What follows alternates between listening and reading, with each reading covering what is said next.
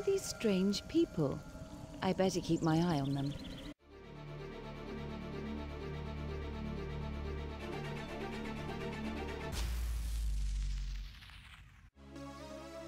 What's up YouTube, this is Hector from Not Too Nerdy. As you can see, I'm playing Trine 2, the complete story in the background.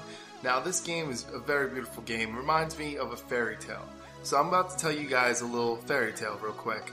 Once upon a time, a long time ago, journalism was honest. And I feel now that's all changed. Now let me go over something kind of briefly. I'm not really going to go over names or anything like that, but there's been something that's been very controversial as of late. This one person, this female, was a game developer, indie game developer. You might remember her from the past about when her game was about to be released, she complained about being sexually harassed. Now, pretty much it is proven that she was not sexually harassed, but she still claimed to be sexually harassed, and she claimed to be the victim. And at first, I thought that was, disgusting and stuff, and I was standing up for her because I understand that she's a female game developer, and a lot of people don't think female game developers could develop games well. But I'll tell you right now, there's a lot of things that females could do better than men, and that's one of the things that I can see why not. Why can't a girl do something as good as a guy? So that doesn't make any sense to me why people will say that. But then as I learned more about the story, it turns out that she really was not sexually harassed. She used that for a way to, get exposure to her game, because this happened about a month or so before her game was released. So, I'm like, alright, whatever, there's no evidence on either side that shows anything, so I'm just like, okay, whatever, I let that go. But now, as of late, there's been more stories about how she cheated on her boyfriend, whatever, that's relationship stuff, that has nothing to do with anyone, that's none of my business. But what is interesting in this is not only does she do stuff with married men, but she also pretty much slept with someone from Kotaku, okay? This person from Kotaku did not review her game, however, but they did give some press and acknowledgement to her game. And they never disclosed at the time of this relationship that they had. The person never disclosed that they were in a relationship with this person, or they did anything with this person, but yet they did give exposure to her game. Now, I don't know if she did this on purpose, even though all the evidence points that she did it on purpose to get exposure for a game. Who knows? But what this topic I want to talk about today is, it makes you think, Like, before in the past, people used to say, oh, this journalist was paid to make, to give a good review. And then, I never really wanted to believe stuff like that. Of course, some things seem fishy, stuff like that, but sometimes someone really likes a game that no one else does, so that's why they give them a good review. But now, you're starting to see that you don't have to even get paid money, per se, to give a good review. And it made me think, what's left?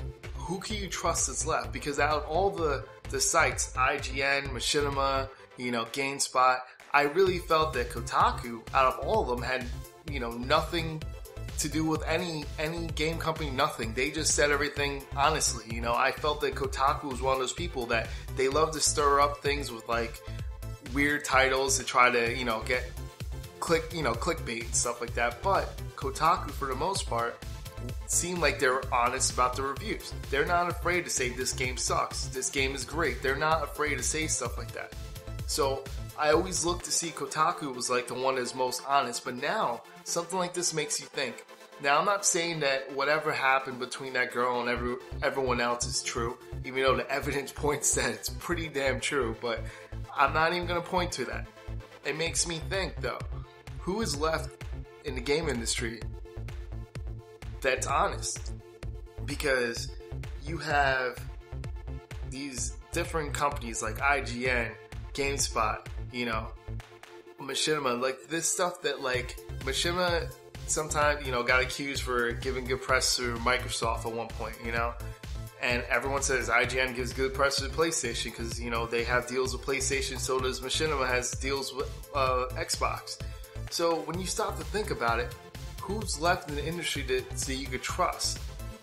So this is what I want to say to you guys, like people that are gamers, to actually look at gameplay on YouTube, but not listen to what they say, because even YouTubers are tainted now as well.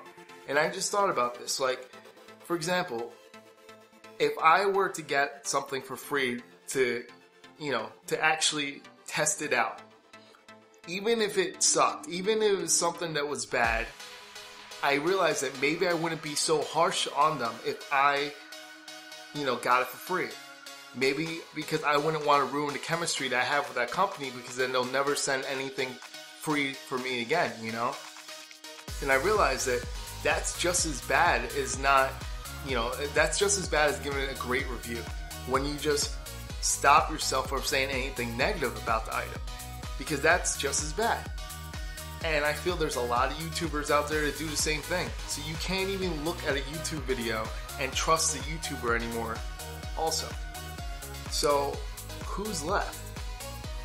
And the answer is you guys. You guys are only ones that count.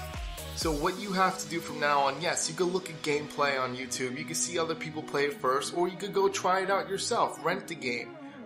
Buy the game. If you don't like it, unfortunately, you took a risk and you bought it. But at least you know that you didn't like it. Because there's been plenty of games that people have given bad reviews that I went out to go play and I actually enjoyed them. Vice versa, there's been plenty of games that people gave great reviews and I went out there and played it and I didn't like it. I'll give you one example right now. Titanfall. I did not like Titanfall. I was not a fan of Titanfall. I got bored after a while. It was fun for a little while and just got boring. But yet critics were, raved over that game.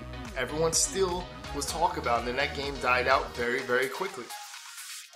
It just happens like that. There's some games that people hype up and it turns out to be failure. And sometimes there's games that people say this game is horrible, but they never gave it a chance. It was horrible from the beginning.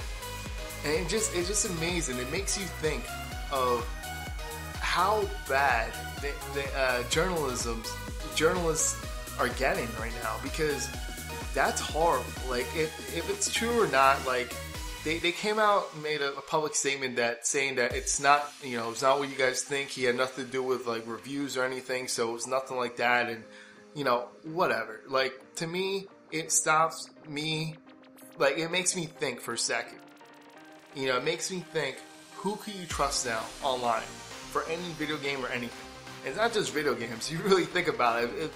Video games not even the biggest thing for journalists, And if this is happening for video games, imagine what's happening for, sports. Imagine what's happening in the news.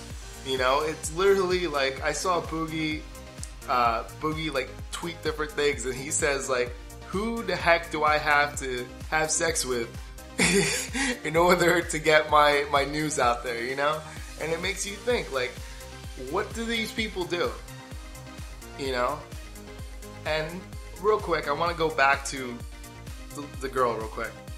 Now, if this is true, I think this is horrible. I think this makes people once again look at female developers in the wrong way. And I can vouch for them. I know some very, very smart female developers. I am a developer, and I know female developers, and I know they're really good at what they do. And I know that they have brilliant ideas just as well as men, if not better sometimes. So for this to go out there, and if this is true or not, I don't know.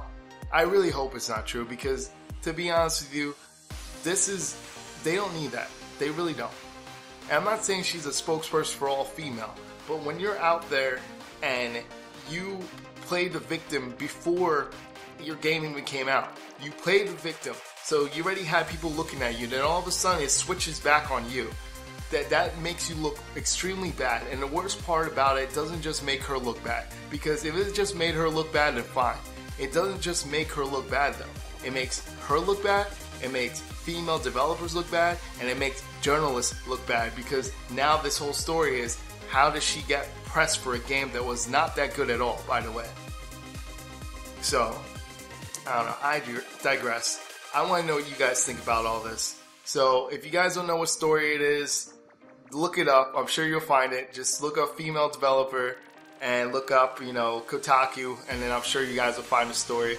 I'll probably link it down below, but you know, I just don't want to mention names or anything like that because I heard this person's flagging people on YouTube about it. But let me know what you guys think about that, and that's pretty much it. So this is Hector from Not So Nerdy. I'm out. See you YouTube. Don't forget to hit that like button, it really helps me out. Also, if you're new to this channel, subscribe so you can see new videos from me every week.